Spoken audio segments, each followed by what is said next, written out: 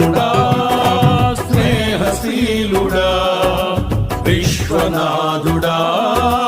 విజయ వీరుడా ఆపత్కాలమందున సర్వలోకమందున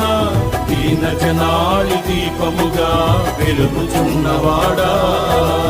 ఆరాధింతు నిన్నే లోక రక్షకుడా ఆనందింతు నీలో జీవితాంతము నీ కృపయంత ఉన్నతమో వర్ణించలేను స్వామి నీ కృపయందు తుది వరకు నడిపించు యేసయ్యా